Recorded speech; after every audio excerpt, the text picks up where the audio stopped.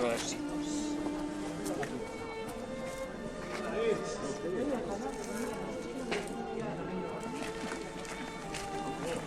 ¿Qué tal, Delia? Aquí ando, es que mira que no dejar sacar.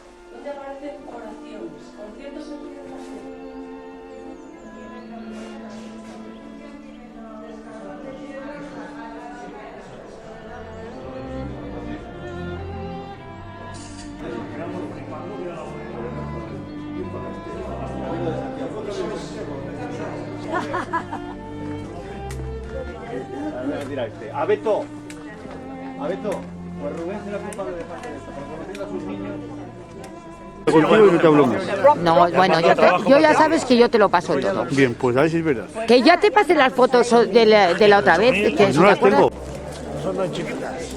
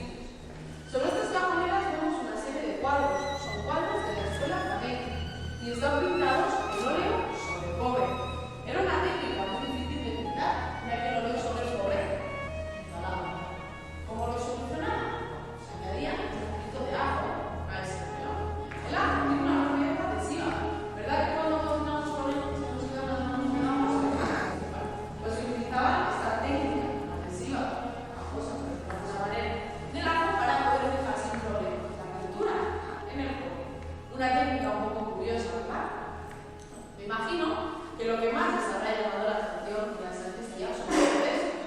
Son del siglo XVIII, pintados por un autor cántabro, José Efes. Son los originales, nunca se han tenido que restaurar. Permanecen con este colorido y con este brillo desde el momento en que fueron decorados. ¿Cómo es posible que se conserven tan bien?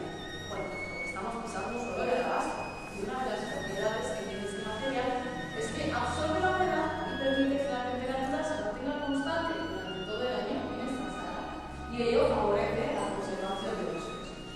En ellos vemos, por ejemplo, representadas las 4 estaciones. Tenemos primavera, el verano, el otoño, al otro lado, y el invierno.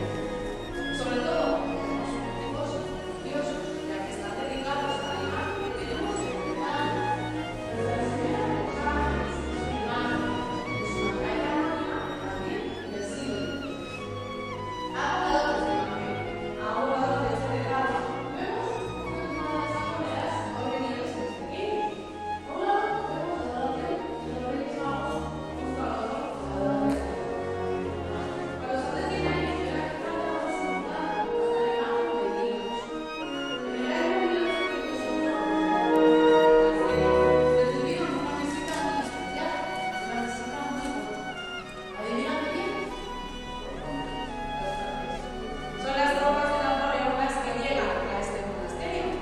Se llevan las 2 imágenes de niño Jesús vestidos de judeo, creyendo que tienen valor. Cuando descubren que no, que simplemente es una pintura dorada, consideran que el resto de la sacristía tampoco es valioso.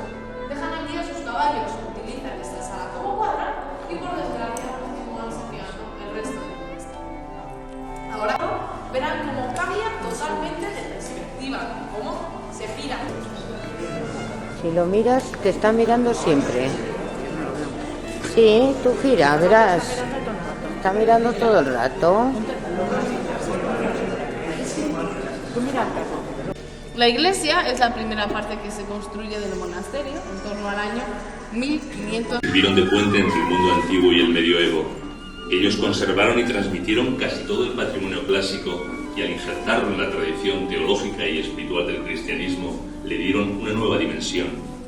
Los claustros de los monasterios sirvieron de espacio donde se condensó el espíritu y la fuerza que alumbraron al hombre para generar el alma de Europa, que iba surgiendo con los mismos criterios que dieron vida a las abadías y las catedrales, obras del espíritu y de la técnica. En los escritorios no solo se copiaban libros, allí se aprendía a leer, a escribir y a interpretar los textos, a la vez que se practicaba el complejo arte de la ilustración y la encuadernación de los códices. Cada monasterio contaba con un escritorio y su importancia dependía de la riqueza de aquel. El escritorio de San Millán fue uno de los más afamados, como lo muestran los innumerables códices escritos entre los siglos VII y XVIII. Sirvan de ejemplo el Códice Milanense o Códice de los Concilios, las Biblias, las obras de San Agustín y de otros santos padres, los tratados morales de San Gregorio o el famoso Códice 60 que contiene las glosas. En la Edad Media, el escritorio, la producción de libros y las bibliotecas eran parte principal de la vida de los monjes. En el escritorio se organizaba el trabajo según las habilidades de cada uno. Unos eran los amanuenses o copistas, que reproducían el texto que tenían delante o que otro monje les dictaba. Otros, los iluminadores o miniaturistas, que ilustraban el texto en los espacios que previamente el copista dejaba en blanco, adornando las letras iniciales o los bordes del códice con tintas doradas y de los más variados colores. El primer material y el más apreciado en el que los copistas empezaron a plasmar su trabajo fue el pergamino, piel de un animal del que se obtenía la vitela, elemento fino e inflexible. La mayoría de las veces procedía de becerros no nacidos, también de corderos o cabritos cuya piel recibía diversos y complicados tratamientos hasta lograr una superficie lisa y fina. El pergamino era caro y difícil de conseguir. Pensemos que un códice de 200 páginas requería alrededor de 80 pieles. El papel, que se conoció en China siglo y medio antes de Cristo, tardaría unos 10 siglos en llegar a Europa. El primer molino de papel, debido a los árabes, se instaló en Játiva, Valencia, a partir del año 1150. Las imágenes transmitidas en los manuscritos iluminados muestran cómo los copistas escribían los códices. En ellos se representan los diversos utensilios para realizar su labor y las posturas habituales.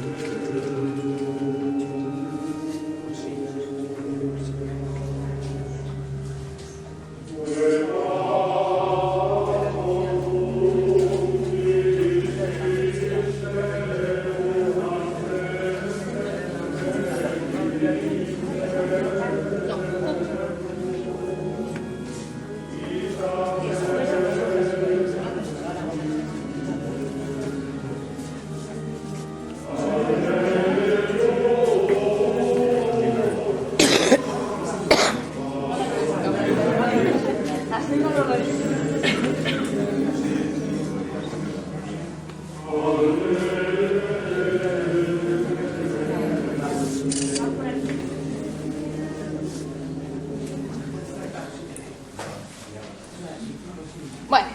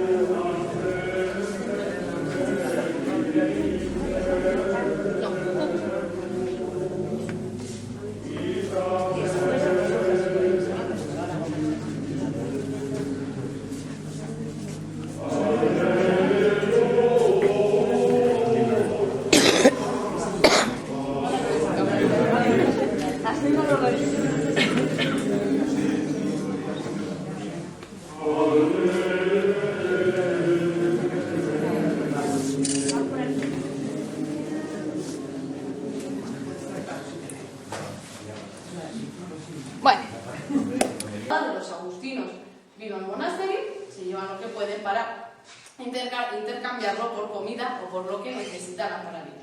Los marfiles que se llevaron actualmente están repartidos por museos de todo el mundo, San Petersburgo, Boston, Florencia, etc. Y los que sí, que gracias a Dios se quedaron en este monasterio, los colocan en una arqueta de plata en el año 1944. Las tarjetas de marfil son anteriores, son del siglo XI, y en ellas, bueno, pues vemos representados diferentes milagros y diferentes pasajes de la vida del santo. Vemos, por ejemplo, cómo muere y es enterrado San Millán, cómo cura a una persona ciega, lucha contra el demonio en varias ocasiones, o cómo, por el contrario, el santo se enfada y deja ciegos a dos ladrones que le habían robado el caballo. Los restos, las reliquias del santo, están en su interior. La función de estos marfiles es una función milagro. San Millán era un lugar, en realidad el monasterio, era un lugar de peregrinación. Eran muchas personas que se dirigían a este monasterio para venerar los restos del santo. Como la mayoría de ellos no sabía leer, a través de las imágenes podían aprender. Es por eso que vemos los marfiles con tanto detalle, tanto movimiento y tanta expresividad. Eran como, vamos a decirlo así, como un cómic de la época. La gente veía que no sabía leer, miraba los marfiles y podían aprender sobre los milagros del santo. San Millán vivió 101 años. Tengan en cuenta que la esperanza de vida en aquella época no pasaba de los 35-40 años a lo sumo. También tienen una función didáctica, pero esta vez no nos muestran escenas de la vida del santo, sino que son pasajes bíblicos. Vemos, por ejemplo, una representación de la última. Sobre esta tienda tenemos también 3 piezas de imagen de árabe muy antiguo y también 3 ágatas, 3 piedras semipreciosas. Los restos del santo también están en su libro. Y me puede perdonar. Bueno, con esto finaliza la visita. Ha sido un placer haberles acompañado, agradecerles el respeto y la atención mostrados durante el recorrido, que espero no haberles aburrido mucho y que sigan disfrutando de él. 2 cositas más. La primera de ellas es que me esperen todos, por favor, en el claustro cuando terminen de ver los marfiles. Claro, son más de 360. Ninguno de ellos coincide con ningún otro. Son todos diferentes. Si quieren, al final